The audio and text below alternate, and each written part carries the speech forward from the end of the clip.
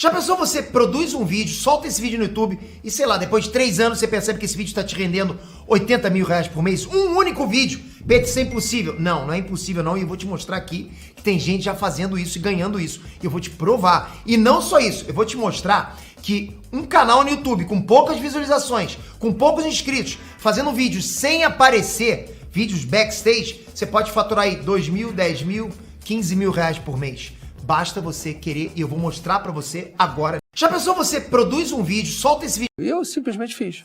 Foi uma burrice deles. Era melhor eles terem deixado eu submeter ao plenário, teria sido muito mais possível até deles evitarem. Por que o Rodrigo Pacheco não instaura o impeachment dos ministros do STF?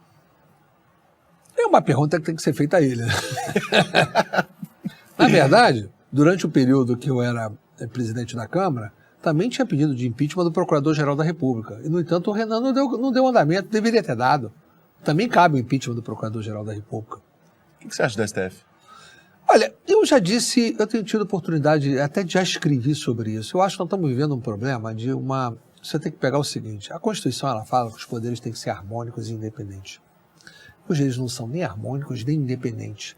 O Supremo Tribunal Federal adquiriu uma supremacia sobre os outros poderes, que você tem que olhar o seguinte, quando Oscar Niemeyer projetou Brasília, a Praça dos Três Poderes coloca o Congresso no centro, o Executivo de um lado, o Judiciário do outro.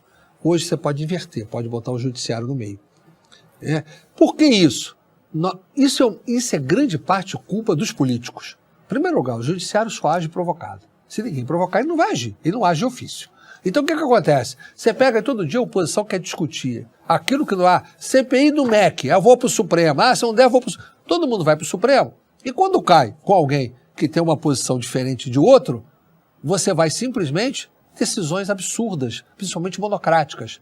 Então, além de você ter um problema dos políticos o provocarem e usarem o Supremo para resolver as pendências políticas, nós temos um poder monocrático dado para cada ministro, cada um é como se fosse uma ilha. Então, a primeira coisa que a gente tinha que fazer, eu estou defendendo uma nova Constituinte, para a gente redefinir os papéis.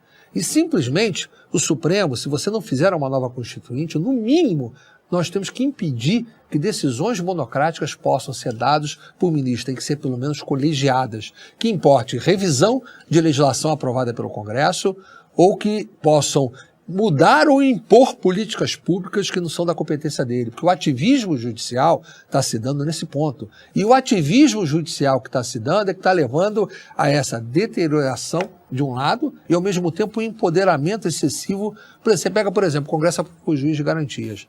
O Fux deu uma liminar para suspender e está aí há 3 anos e não traz a liminar para ser levado para o plenário do Supremo. Você acha que a gente está sendo mais governado pelo STF do que pelo Bolsonaro? Eu acho que a prática está nos levando a que o Supremo Tribunal Federal tem uma supremacia sobre os outros poderes. Não é só sobre o Bolsonaro, não, é sobre os poderes. Eu acho um absurdo o ministro do Supremo dizer o seguinte, o governo faz uma política pública e não pode fazer. Ou determinar que ele faça uma política pública, ele não foi eleito para isso.